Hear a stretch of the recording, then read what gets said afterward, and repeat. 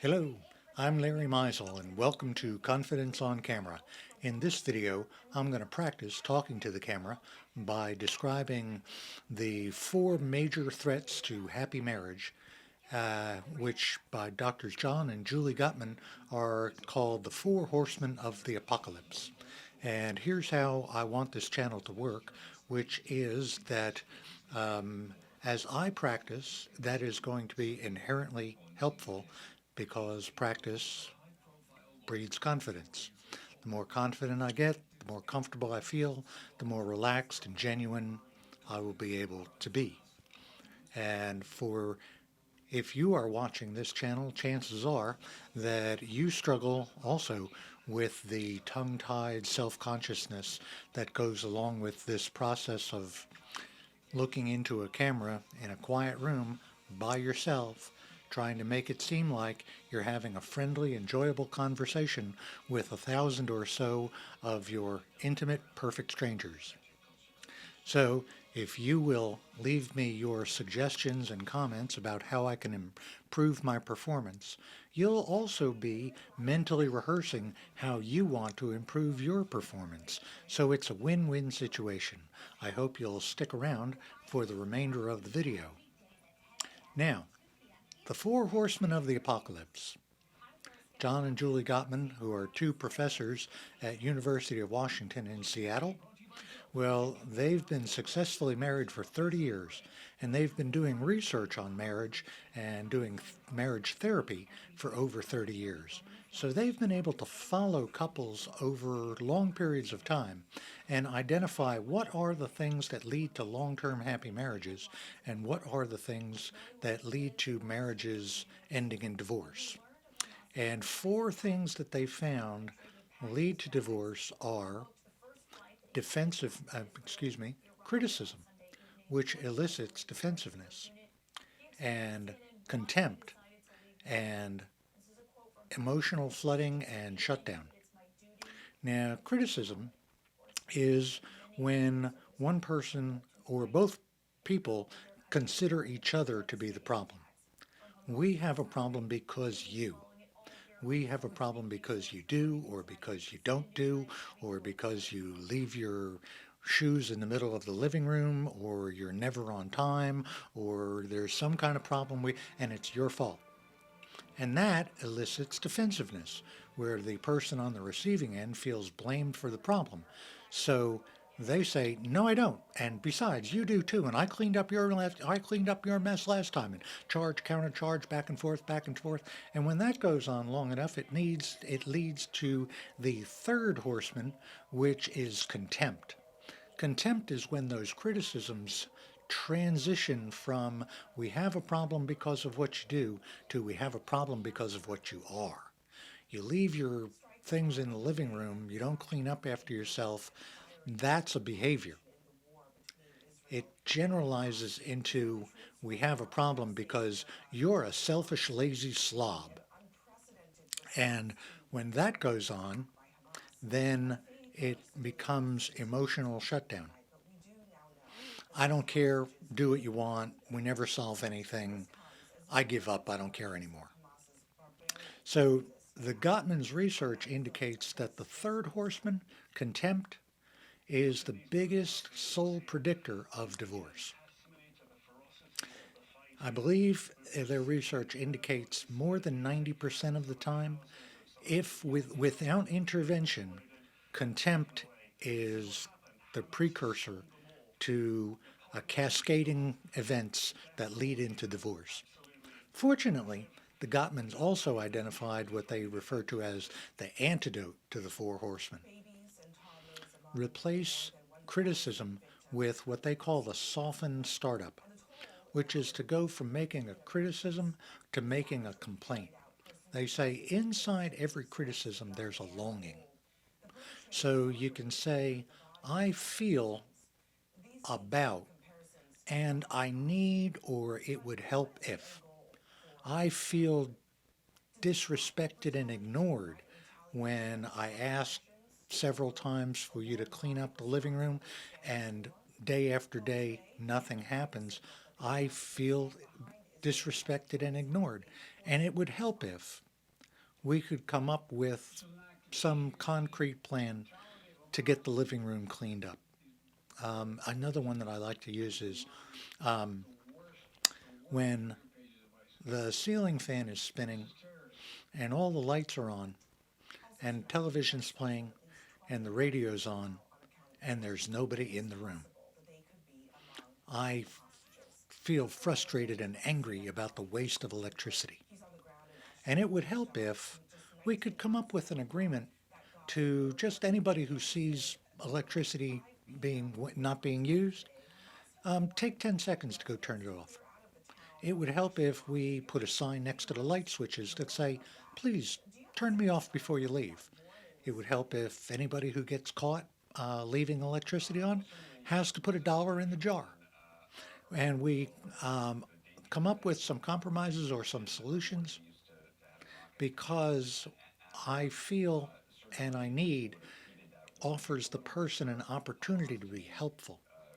So now the person on the receiving end goes from resisting and defensiveness to help and cooperation.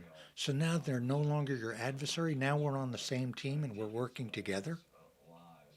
Then the antidote for contempt is turning towards instead of turning away or turning against, where the person makes their criticism or they make their complaint, and instead of resistance and defensiveness, the person says, that's a good point. I understand how it would make you feel that way. Let's talk about some things we can do to make it better. So again, people are going from adversary to helper. Then the final one is the emotional shutdown. And you're in emotional shutdown when a person says, I don't care anymore, do what you want, nothing, it's no use, we never finish, we never solve anything. Emotional shutdown happens when people get emotionally flooded and they shut down as an attempt actually to try to make things better. The old saying that if you don't have anything nice to say, don't say anything at all? Well, that's what they're trying to do. They just quiet, don't say anything. And what happens then is people calm down and they resume interacting, but they don't resume the conversation about the problem until it's an argument again. And then they fall back into the four horsemen come riding through the situation again. So when you get emotionally flooded, you're having a fight or flight response. And when you go into fight or flight response, it's survival mode. So you literally can't see anything positive. I tell folks, when the car's going in the ditch, you can't see the pretty flowers that are in the ditch. All you see are the fence, the pole, and the tree, and all the stuff you're going to hit. Because the flowers are not important right now. But in relationships, when you get emotionally flooded, that's when you need to be able to see the little things. That's when you need something positive to hold on to, and you can't until you calm down.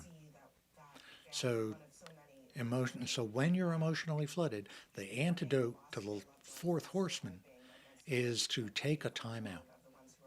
And the important thing that I see in when people take a time out is it helps if you will announce when you'll be ready to take a time in. Because that's the thing I was saying before about people calm down and they resume interacting, but they don't resume talking about the problem. And the Gottman's research, they did a real interesting project where they brought couples in to talk about their problems. And they weren't doing any counseling with them. They were just videotaping the conversation. And they were also monitoring their pulse rate.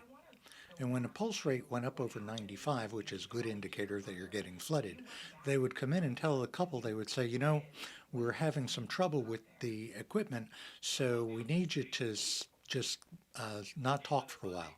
We'll give you some magazines, we'll play some music, we'll give you some stuff to do. Just don't talk for a while. And actually there's nothing wrong with the equipment, they're just monitoring the pulse rate. And when the pulse rates come down into the normal range again, they go in and they tell the couple, we fixed the problem and we'd like you to resume talking. And the second conversation is always better than the first one. The first one was just spiraling out of control. So if you will take a break and then get back on track and keep it on track, and as soon as you start to feel emotionally flooded, take another break. I tell folks you can have as many timeouts as you need so that when you talk about the problems, you're calm. And so then you can stop dreading being able to talk about the problems. So replace criticism with a softened startup. I feel about and I need, or it would help if. Replace defensiveness with accepting influence. Gee, that's a good point. I never thought of it that way. It makes sense to me that you'd be upset. Replace contempt with turning towards each other instead of turning against or turning away. Being able to recognize each other's positive characteristics. Being able to give each other compliments, being able to say what you can, what if anything, the little things that you can agree with about the other person's position. So you begin to diffuse the contempt. And then, when emotionally flooded, take a time out. So now, this is an auxiliary channel for me and for you, hopefully, to develop confidence on camera. So, and it's an auxiliary channel for my main channel, which is called The Examined Life, link in the description. And that channel I'm developing to provide a place for folks who are interested in the civil conversation of ideas and issues, from the tremendously important to the trivial but interesting. I want to have some impact on the polarization, the divisiveness, the anger and the enmity that's building in our society and is having a big negative impact. And I think we can do something about it. So check out my channel, The Examined Life.